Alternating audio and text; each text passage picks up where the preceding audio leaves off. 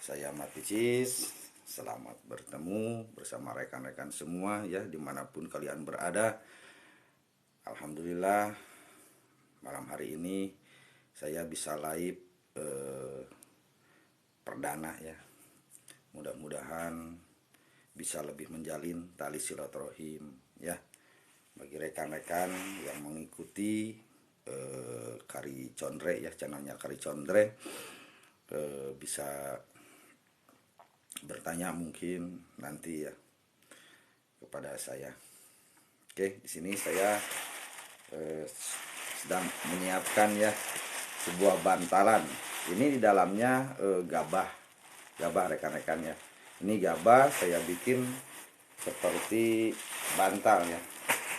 Nah, kalau yang bagus itu gabahnya itu gabah padi ladang ya. Kalau di Sunda mah suka dibilang pare huma ya, pare huma.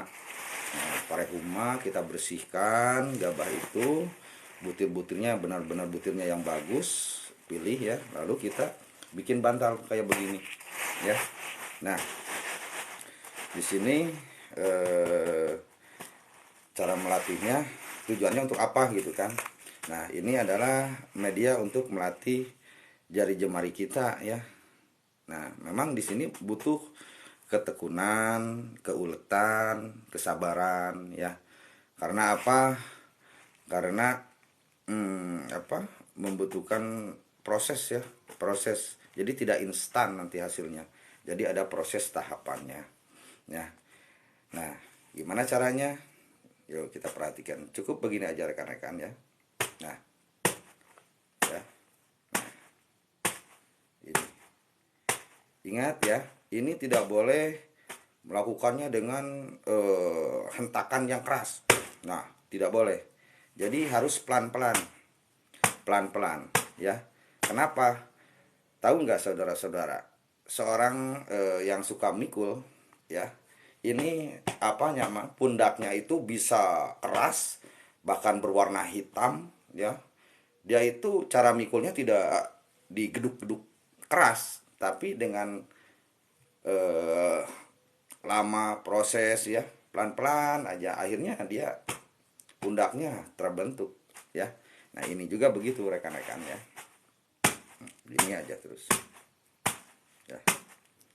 Ini cara melatih jari jemari kita terus ya. Kalau saya ini kemana-mana selalu dibawa. Rekan-rekan mohon maaf nih, saya belum bisa membaca komen-komen rekan-rekan ya. Nanti dikarenakan ini ada keterbatasan di saya, nanti akan saya balas ya. Terus lakukan begini aja ya. Nah, terus dengan sabar. Nah, ini sesuai perjalanan waktu ya.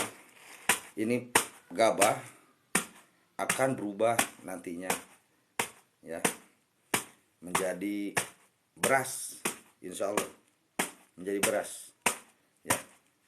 Nanti akan kelihatan kalau udah lama, mulai ada apa namanya, kalau kata orang Sunda mengebul, mulai ngebul gitu kan. Terus aja ya, jangan keras-keras hentakannya, pelan-pelan aja. Kita melakukannya harus istiqomah ya rekan-rekan.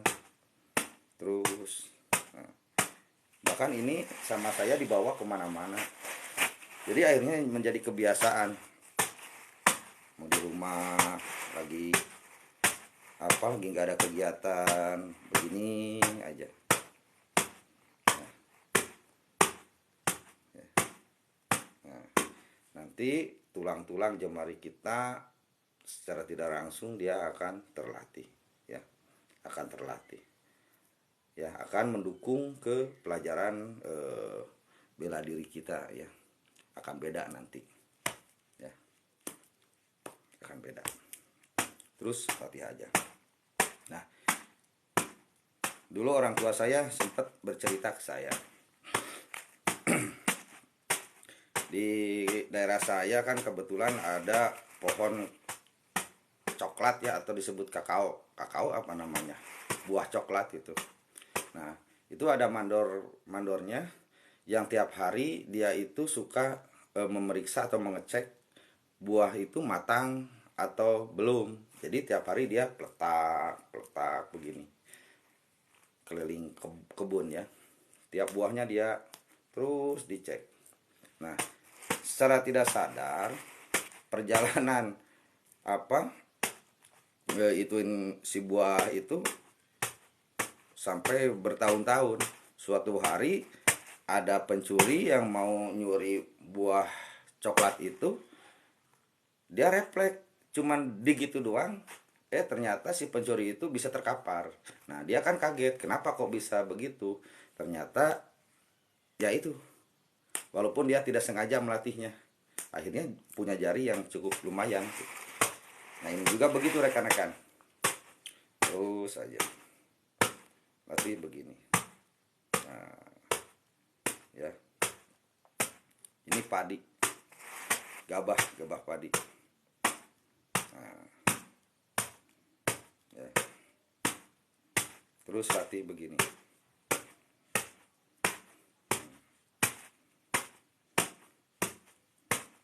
Terus jangan bosan-bosan. Terus harus telaten. Karena apa? Di bela diri itu tidak cukup dengan hanya belajar jurus. Tidak cukup ya. Jadi harus dibantu sama media-media pendukung untuk melakukan jurus. Kayak ini media ya. Nanti kita akan punya kekuatan alami ya, yang kita bentuk sendiri, latih sendiri ya, tanpa ada kalimah, tanpa ada bacaan-bacaan ya. Ini aja, semua bisa melakukannya. Tapi ingat, jangan keras-keras hentakannya, terus aja ya. Ataupun kalian bisa merubah gerakannya. Nah untuk melatih kerefleksan begini ya. Nah, ini dibutuhkan ya, gaya refleks ini. Gimana cara ngelatihnya? Bisa, mari juga. Nah, dengan ya. Dengan sendi tangan kita, ada fleksibel ya. Nah. Terus aja. Ya. Ini rekan-rekan, nanti akan lebih terasa lah, sesuai dengan perjalanan waktu nanti hikmahnya akan terasa. Tadi di awal saya kan udah bilang ini butuh keuletan, kesabaran ya, keistiqomahan, terus aja dilatih. Insya Allah apabila kita ulet, suatu hari kita akan kaget sendiri ya, kenapa jari kita misalkan bisa menembus kayu triplek yang tipis dulu gitu ya, pintu triplek, ataupun pohon pisang, ataupun mungkin benda keras yang lainnya ya. Kita berlatih begini bukan tujuannya untuk mencelakakan orang, tidak ya, justru untuk menyelamatkan diri kita sendiri dan juga untuk menyelamatkan orang lain ya. Insya Allah sehat.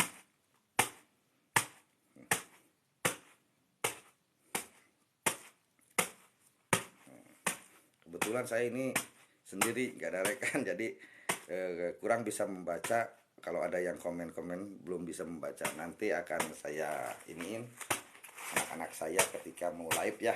Ini perdana aja, salam kenal aja dari saya, Mat Picis gitu kan. Saya lahir di Cikalong Kulon, Kecamatan Cikalong Kulon, Kabupaten Cianjur, Jawa Barat. Kebetulan wilayah Cikalong Kulon itu tempat lahirnya seorang maestro, pencipta Maenpo ya. Beliau adalah yang bernama Raden Haji Ibrahim Jayaperbata. Nah, kebetulan tempat tinggal saya di tempat kelahirannya Maenpo ya. Namun di sini tidak semua orang Cikalong ataupun termasuk saya semuanya bisa ya. Kalau tidak belajar, walaupun langsung punya garis keturunan, dia akan tetap tidak akan bisa ya. Nah, tetap harus belajar. Makanya alhamdulillah Maenpo bisa berkembang di wilayah-wilayah yang lain, macam di wilayah Jawa Timur, Jawa Tengah, bahkan ada yang nyebrang ke Sumatera, ke Kalimantan ada ya, bahkan ke luar negeri alhamdulillah ada ya. Ya. Jadi intinya kita tetap harus belajar. Kembali lagi ke cerita ya. Maenpo itu dilahirkan di Cikalong dan sang penciptanya adalah Raden Haji Ibrahim Jayaperbata. Saya sempat menceritakan tentang Maenpo ya, tentang Maenpo di YouTube saya. Nah, kebetulan ini secara langsung akan saya ceritakan lagi ya. Nah, jadi Maenpo itu apa sih gitu kan? Nah, Maenpo itu adalah salah satu jenis bela diri ya yang ada di Nusantara ini ya. Nah, kebetulan lahir di Cikalong dan orang Cikalong, orang Cianjur khususnya suka bilangnya itu Maenpo ya. Maenpo. Apa Maenpo itu? Ada yang bilang Maenpo itu main poho ya. Jadi siapa yang poho itu yang kalah. Jadi poho itu lupa ya. Jadi siapa yang lupa itu yang kalah ya. Nah, main po itu ada yang bilang main po itu main poho. Ada juga yang bilang orang tua saya dulu main po itu main tanpa tempo. Jadi main tanpa tempo. Jadi harus cepat gerakannya. Ya, harus cepat gerakannya tanpa tempo. Batur arek urang geus gitu kalau orang Sunda bilang ya. Orang lain baru mau, kita udah. Nah, itu artinya. Ya, jadi main po itu ada yang nyebut main poho, ada juga yang nyebut main tanpa tempo ya. Nah, terus main po itu tidak ada pertandingannya. Tidak ada pertandingannya. Tidak ada kejuaraannya karena murni untuk membela diri ya. Murni untuk membela diri. Nah, saya bisa ke anggota saya selalu bilang, awas, kita itu mempelajari pelajaran bela diri, bukan pelajaran jual diri ya. Nah, kalau mempelajari pelajaran bela diri, jelas kita itu tidak boleh dolim ke orang lain, mencelakakan orang lain, itu tidak boleh. Kalau bela diri ya, terkecuali yang namanya di posisi bela diri. Ketika ada orang yang mau dolim ya, baru kita harus membela diri ya. Nah, itu bedanya. Jadi tidak ada pertandingannya, tidak apa. Justru akan lebih merubah generasi muda kita bagaimana cara berpikir yang positif gitu kan. Karena apa? Sebetulnya Maenpo itu tidak terlepas dari pelajaran agama juga ya. Ada undang-undangnya, ada aturannya yang harus dilaksanakan. Makanya di paguron kami di Karicondre khususnya yang mencoba untuk terus berupaya melestarikan budaya Maenpo ini ada tetekonnya ya, ada tetekonnya. Tetekon itu peraturan. Ya, diantaranya harus nganter kanu keueungeun ya. Terus kudu nepak kanu poho ya. Kudu nulung kanu butuh, nalang kanu susah. Nah, itu bahasa Sunda ya. Bahasa Sunda. Nah, itu tetekonnya. Jadi jauh sekali kalau ketika kita mempelajari Maenpo yang benar dan diikuti aturannya akan merugikan orang lain, tidak, ya. Makanya tadi saya bilang main po itu tidak ada pertandingannya, dan main po itu tidak ada seni gambelannya, ya. Tidak ada seni gamelan. Kan silat itu ada 3. Satu, silat wiralaga. Nah, silat wiralaga itu untuk kejuaraan. Nah, untuk mencari prestasi yang suka ditandingkan di ring ataupun banyak ya, kayak Porkab, Porda gitu kan, bahkan ke ASEAN. Nah, itu silat wiralaga. Nah, ada juga silat seni, ya. Nah, silat seni ini khusus untuk memperlihatkan keindahan, yang suka pakai alat gamelan, ya, kayak tepak 1, tepak 2 kalau di ya, di Cianjur mah gitu ya. Nah, itu silat seni namanya. Nah, kalau main po ini, ya, jadi khusus untuk apa ya? Mungkin persiladi, ya, persiladi, silat bela diri itu, ya. Nah, untuk persiladi. Jadi tidak ada pertandingannya, ya. Terus tidak ada juga yang namanya naik panggung pakai gamelan, tidak. Ya. Nah, itu. Nah, makanya saya di Kari Condre ini berusaha untuk mengembangkan, melestarikan budaya Cianjur ini. Nah, karena Cianjur itu punya ada 3 pilar Kabupaten Cianjur itu. Ngaos, Mamaos, Maenpo. Ya, Cianjur itu punya 3 pilar. Ngaos, Mamaos, Maenpo. Ya, Ngaos itu eh, apa? Ngaos Al-Quran, pengajian, ya, bagaimana cara kita belajar membaca Al-Quran yang baik dan benar, ya, tajwidnya, mahrojil hurufnya, apanya itu ngaos, ya. Nah, ada mamaos. Jadi kalau ngaos untuk religi, ya. Ada mamaos. Nah, mamaos ini kayak tembang-tembang lagu-lagu Sunda, ya. Nah, kayak hahaluangan, kayak apa gitu kan, untuk hiburan. Itu mamaos, ya. Nah, ini ada yang ketiga pilar Cianjur itu, yaitu maenpo, ya. Maenpo. Yaitu maenpo itu adalah seni bela diri yang dilahirkan di Cikalongkulon, Kabupaten Cianjur. Nah, namun sayang, di Cianjur sendiri yang namanya maenpo itu, pengertian maenpo itu justru bagi saya ini, ya, bagi pandangan pribadi saya, salah kaprah pengertiannya. Kenapa? Karena ya tadi dibilang ini maenpo, penampilan maenpo, ada gamelannya, ada apa, ataupun ada pertandingannya. Justru kalau yang tadi saya ucapkan itu bukan maenpo, ya. Karena maenpo itu tidak ada pertandingannya, terus tidak ada yang dipakai gamelan, ya, kayak musik itu tidak ada. Nah, sekarang ini banyak yang dilatih itu justru kewiralaganya, terus ke seninya yang pakai gamelan itu. Nah, padahal maenpo-nya ini bukan itu. Nah, sementara anak-anak muda sekarang itu banyak meninggalkan pelajaran itu. Pelajaran maenpo yang sesungguhnya itu jarang. Karena apa? Kalau kita mempelajari maenpo, satu, kita tidak akan terkenal, ya. Prestasinya itu cuma untuk kebanggaan diri sendiri, ya.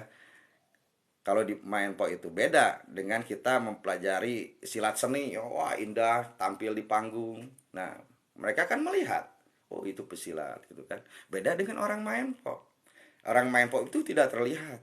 Makanya di Cikalong dulu ada yang bertanya, ya, maenpo itu dibilang ada tidak ada, dibilang tidak ada ya ada. Ya. Jadi maenpo itu ibarat api dalam sekam. Jadi tidak kelihatan, tapi apabila diinjak sekam itu bara akan terasa. Ya. Nah, saya balik lagi. Kenapa tadi saya bilang di Cianjur sekarang menyikapi tentang masalah maenpo itu salah menurut saya. Karena apa? Ibarat kata, maenpo itu adalah, misalkan ibaratkan ke pohon, ya. Maenpo itu adalah akar sama pohonnya. akar sama pohonnya. Nah, yang menjadi dahan itu wiralaga. Yang menjadi daun, ranting, daun itu silat seni. Ya. Nah, jadi sekali lagi Mainpo itu adalah akar ataupun pohon. Ya. Nah, wiralaga yang suka jadi prestasi diprestasikan di kejuaraan itu dahan. Terus yang jadi daun adalah silat seninya.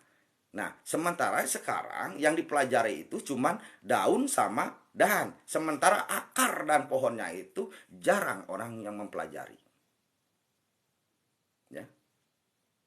Jadi sekarang justru di Cianjur itu kebanyakan yang mempelajari itu ya dahan, daun, ya. Sementara yang mau mempelajari akar dan pohon itu jarang sekali. Karena apa? Secara logika akar kan tidak terlihat ada di bawah, ya. Cuman tanpa akar, tanpa pohon tidak akan ada dahan, ranting ataupun daun.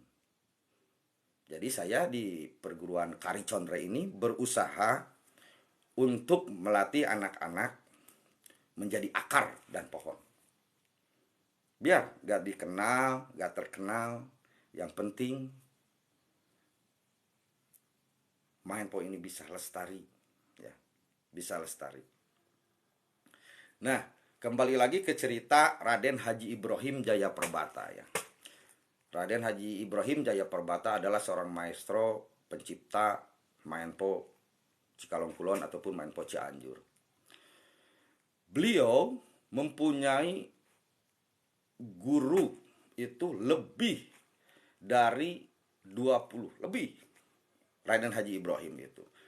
Dia cuman yang dimunculkan ke publik guru beliau itu ada 4. 1 Bang Kari, 2 Bang Madi, 3 Bang Ma'ruf, ya. Nah, 4 Mama Tateng. Nah, itu yang dimunculkan di publik guru beliau. Padahal Raden Haji Ibrahim Jayaperbata sebelum berguru kepada yang 4 ini, dia punya guru 17 dari ilmu-ilmu keprajuritan, ilmu apa ini itu gitu kan tentang bela diri. Nah, siapa sih sosok Raden Haji Ibrahim Jayaperbata itu? Beliau adalah seorang berdarah biru, ya. Selain beliau taat akan agamanya gitu kan, beliau juga seorang agan, ya, seorang agan. Nah, darah biru. Nah, waktu itu dikarenakan beliau seorang agan, bisnisnya itu dia itu punya bisnis kuda, jual beli kuda, ya, waktu itu. Nah, mungkin waktu itu karena belum ada kendaraan atau apa, mungkin sekarang punya dealer, ya, punya dealer. Nah, dia suka belanja kuda itu ke Betawi, ke Jakarta sana, ke Betawi. Nah, dia suka berangkat ke Betawi. Nah, suatu hari dia ada satu kuda yang bagus, tapi itu cara memasang ladamnya itu susah, orang nggak bisa. Ketika ada orang yang mau masangin ladamnya kaki kuda itu, wah, langsung ditejehnya sampai tergelapar. Nah, jadi si kuda itu akhirnya tidak laku. Nah, tapi Raden Haji Ibrahim pengen kuda itu, pengen membelinya. Dia pengen membawanya ke Cikalong, ya. Nah, tapi Gan, ini tidak ada yang mampu, Gan, untuk memasang ladamnya. Nah, akhirnya ada yang tahu bahwa yang bisa memasang kuda ladam di kuda itu tiada lain adalah Bang Madi. Nah, dikarenakan Raden Haji Ibrahim seorang agan, ya, akhirnya memerintahkan seseorang untuk memanggil Bang Madi. Nah, singkat cerita Bang Madi datang dah. Nah, lalu Bang Madi dengan sopannya, dengan santunnya, izin kan, saya akan mencoba untuk memasang ladam ini gitu kan. Begitu mau dipasang itu kaki kuda mau nejek ke Bang Madi, tapi anehnya Bang Madi dengan rikat, dengan cepatnya, gak tahu gimana caranya si kuda itu bisa langsung roboh. Bahkan kakinya itu patah sama Bang Madi. Nah, Raden Haji Ibrahim Jayaperbata kaget. Wah, hebat ini orang. Hebat ini orang tua. Bisa mempunyai gerakan semacam itu. Dikarenakan dia memang seorang praktisi, Raden Haji Ibrahim juga gitu kan. Cinta ke permainan, hobinya belajar bela diri. Akhirnya masalah kuda dia lupakan. Akhirnya fokus ke Bang Madi. Nah, Bah, Abah hebat banget. Gimana caranya itu, Bah? Saya pengen bisa, Bah.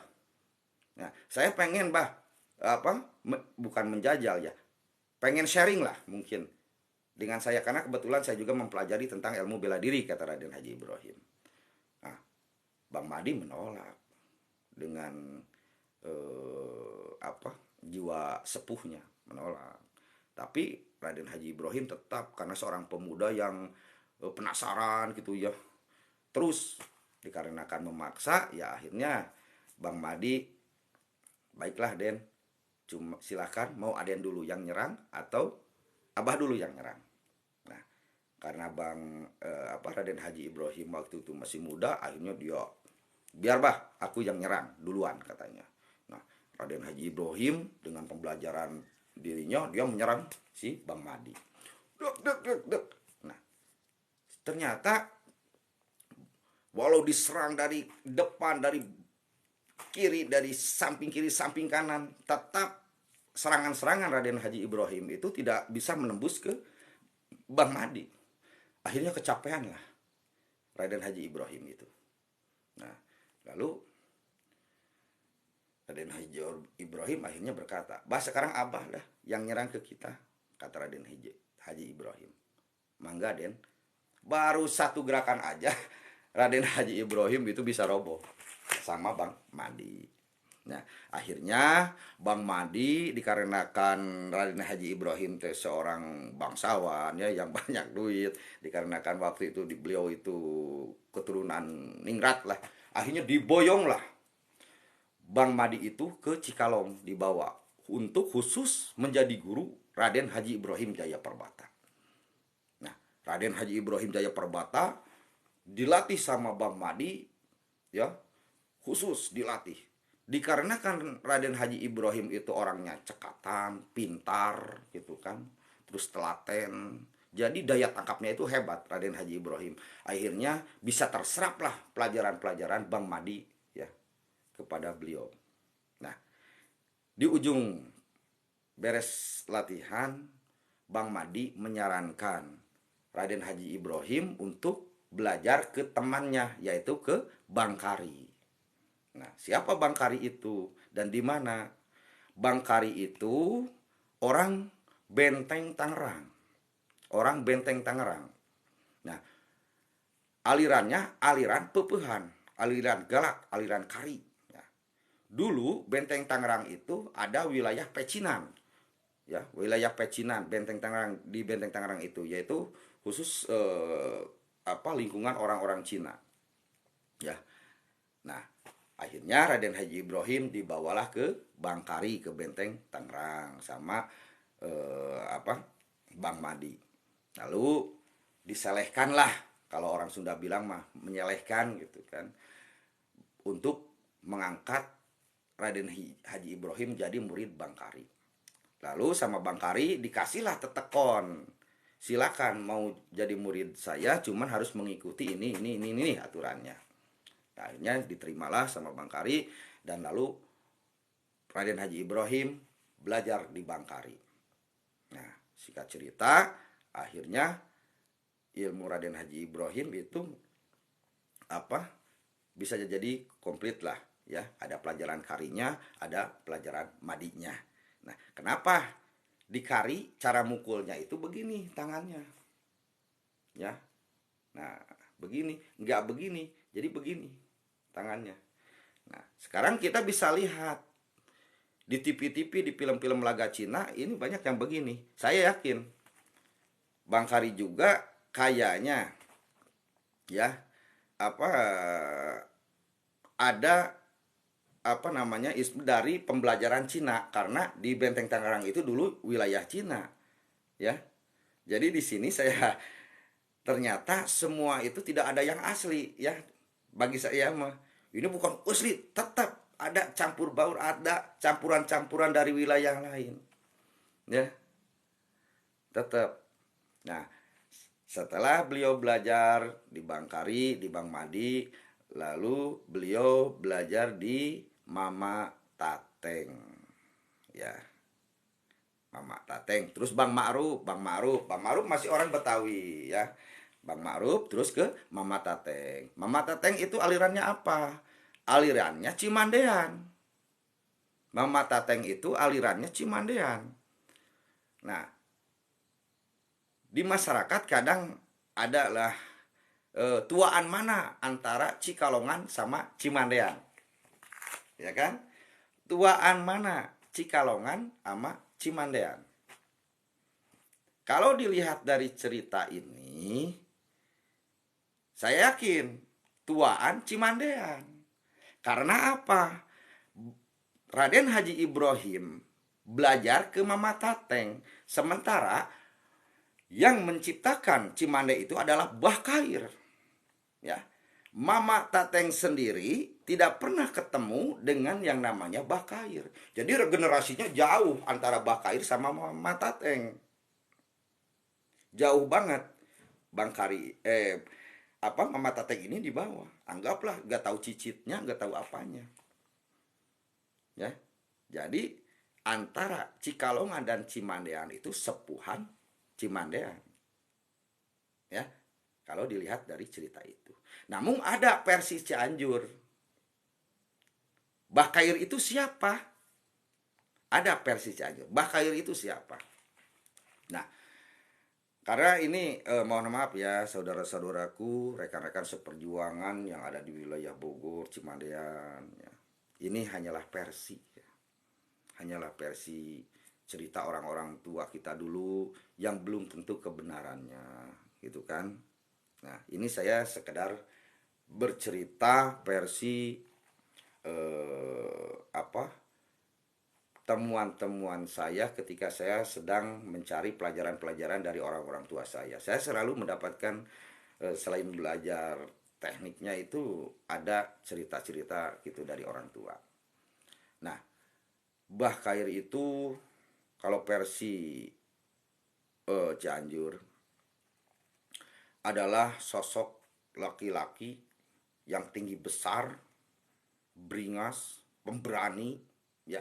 Cuman dia itu tidak bisa tidak bisa pelajaran bela diri, amangan tidak. Cuman mengunggulkan keberanian dia dengan gagahnya badan dia, tulangnya yang besar gitu, ya, matanya yang blotot gitu kan. Nah, dia itu seorang pedagang. Lalu dia pergi ke wilayah Cikalong untuk berjualan. Ya, berjualan. Nah, ketika di Cikalong, dia ketemu dengan tambatan hatinya. Ya, akhirnya menikahlah Mbah Kair itu dengan wanita yang berasal dari Cikalong. Suatu hari Mbah Kair pergi berangkat jualan ke wilayah Palumbon, ke wilayah mana, kalau di Cikalong itu ada wilayah Palumbon, ke sana perbatasan dengan Purwakarta ya. Nah, ketika Mbah Kair pergi untuk jualan, itu istrinya pergilah ke sungai untuk cuci piring, untuk membersih ngisikan beras, kalau mencuci beras kalau orang Sunda bilang mah ya. Nah, pergilah ke sungai istri Mbah Kair itu.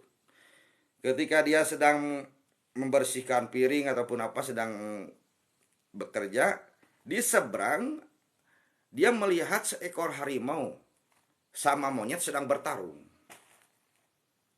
Ya. Monyet sama harimau bertarung. Wah. Gitu kan. Nah, saking lenyapnya itu istrinya Mbah Kair, akhirnya dia itu bisa merekam setiap gerakan tata cara bertarung itu dua hewan. Ya. Nah, dan sampai lupa waktu. Dia itu lupa untuk pulang. Nah, Singkat cerita, Bakair pulang duluan dari jualan. Pas datang ke rumah, istrinya tidak ada. Ketika mangka lapar, dia pengen makan. Pas datang ke rumah istri nggak ada. Akhirnya kan marah dia. Marah. Nah, datanglah istrinya. Nah, Bakair tidak banyak cerita, langsung main gampar aja ke istrinya. Tapi anehnya, ketika digampar, lep, istrinya itu mengelak, tidak kena. Dihajar dari sini, dihajar dari sini, tidak kena sama sekali oleh Bakair itu. Nah, lalu lemaslah Bakair itu. Dan dia bertanya, "Wahai istriku, kamu bisa pelajaran begini dari mana?" "Mohon maaf, suamiku. Saya sampai lupa diri untuk pulang ke rumah. Tadi di sungai ya ada dua makhluk, harimau dan kerak, monyet bertarung. Saya melihatnya. Saya belajar dari situ." Ya. Nah, akhirnya singkat cerita, Bakair belajarlah ke istrinya. Belajar ke istrinya. Akhirnya komplitlah Bakair itu. Badannya bagus, keberaniannya tinggi, ya, dan sekarang punya permainan yang hebat. Lalu mereka pergilah ke wilayah Depok, di berjualan di pasar Depok. Singkat cerita, di pasar Depok banyak preman-preman yang ditumbangkan oleh Bakair. Tidak ada yang mengalahkan. Sampai akhirnya banyak muridnya yang pengen belajar ke Bakair. Lalu murid-muridnya bertanya, "Bah, ini jurus apa?" "Terserahlah, namain aja jurus Cimande," katanya. Karena apa? Di Cikalong itu ada sungai yang namanya Cimande. Bahkan sekarang ada kecamatan Mande, masih ada. Dulu kecamatan Mande masih wilayah kecamatan Cikalong Kulon, sekarang udah dimekarkan. Nah, sungainya itu sekarang udah terendam oleh bendungan Cirata ya, bendungan Cirata. Nah, itu mohon maaf saudara-saudaraku semua ya. Ini hanya versi ya. Versi ya. Itu hanya versi cerita, ini saya kan cuma bercerita. Bukan berarti cerita asli. Itu cuma versi dari orang-orang tua gitu kan. Nah, tapi saya cenderung yakin bahwa Cimbandian itu adalah di wilayah Bogor. Bahkan makomnya ada di wilayah Bogor. Ya, makom Bakair itu. Mudah-mudahan kita juga bisa menjadi penerus. Ya, saya juga pernah belajar di Cimandian itu di Wakartobi ya. Wakartobi, guru saya, guru Cimandian itu Wakartobi namanya. Ya, dekat Eyang Kartasinga. Masih ada sana dari Eyang Angguh, Eyang Saham, Eyang Ocod ya. Itu saya belajar dari beliau. Nah, kembali lagi ke Raden Haji Ibrahim Jayaperbata ya.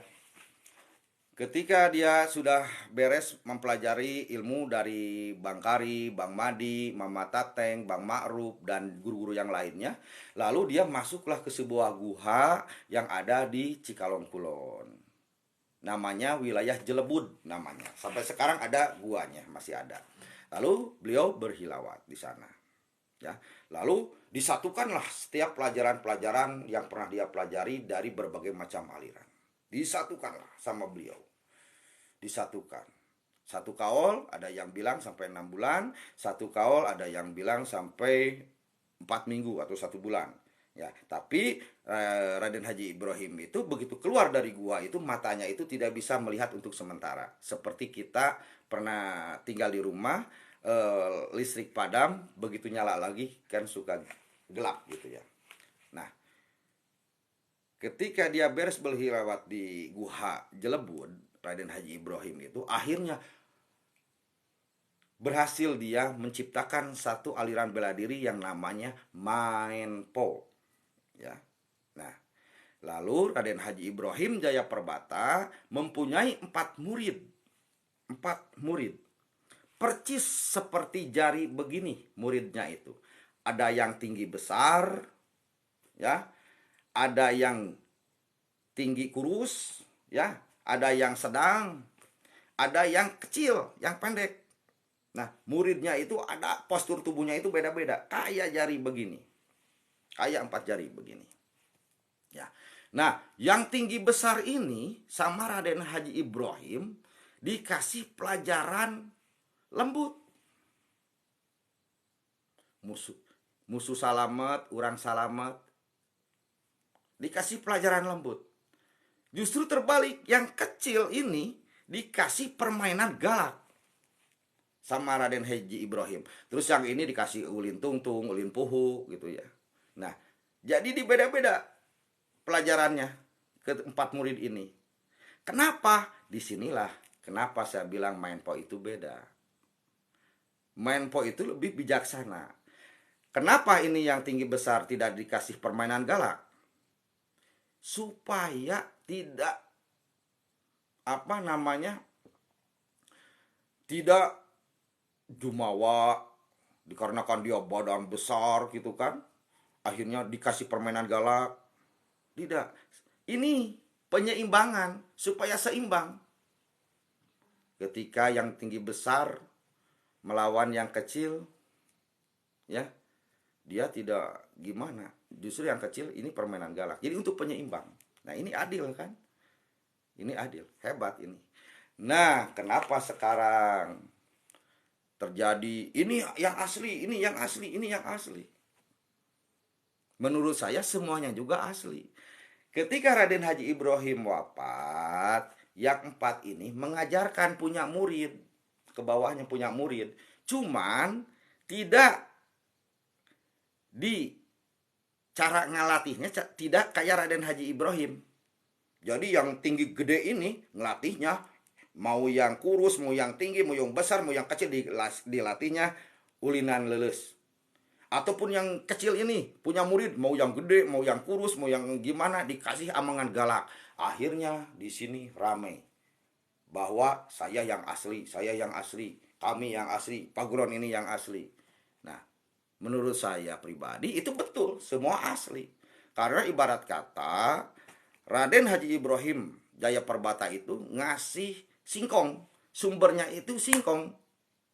Nah, sama yang 4 ini, yang ini singkong ini dirubah menjadi papais, ini dibikin gegetuk, ini dibikin comro, ini dibikin apa gitu. Nah, jadi sumbernya dari singkong, lalu diramu, ada yang dibikin gegetuk, dibikin itu gitu kan, paham ya? Nah, itu jadi rame. Jadi menurut saya, yuk rekan-rekan, intinya kita jangan mempermasalahkan siapa yang asli, siapa yang tidak, jangan. Yang penting kita pelajari aja dengan sungguh-sungguh, lalu kita wariskan ke generasi muda. Jangan sampai kita itu tidak menyampaikan tongkat estafet, ya.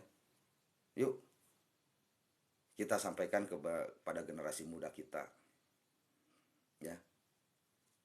Nah, itu rekan-rekan semua, mohon maaf ya, itu ada sekilas cerita tentang Raden Haji Ibrahim Jayaperbata, seorang maestro yang menciptakan Maenpo. Nanti akan saya lanjutkan lagi ceritanya. Sekali lagi mohon maaf, saya Mat Picis apabila ada salah kata, salah ucap. Ini semata-mata saya cinta akan budaya, ya. Maju terus, latih terus, ya. Apapun alirannya, yang penting kita latih karena itu warisan kita semua. Mau Cimande, mau Serak, mau Nampon, mau Cikalongan, mau Maenpo, mau Pageruyung, mau Sile Harimau, ya, mau apapun itu. Yuk kita latih, ya. Jangan sampai kita tidak bisa mewariskan ke generasi muda kita, sehingga generasi muda kita lebih suka ke budaya luaran sana. Tapi bukan kita menjelekkan budaya orang lain, ya. Tidak, ya, tidak. Itu boleh mempelajari ilmu bela diri dari luaran sana, boleh.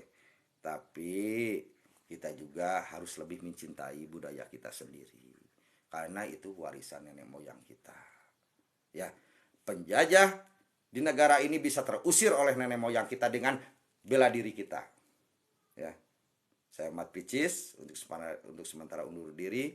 Mohon maaf yang sebesar-besarnya ya. Selamat menjalankan ibadah puasa bagi yang menjalankan ya. Walaupun hari raya belum masih jauh, saya mengucapkan minal aidin wal faidin ya. Mohon maaf lahir dan batin. Jaya terus budaya kita. Assalamualaikum warahmatullahi wabarakatuh. Salam kari condre hijikeun updatekeun dina kahadean.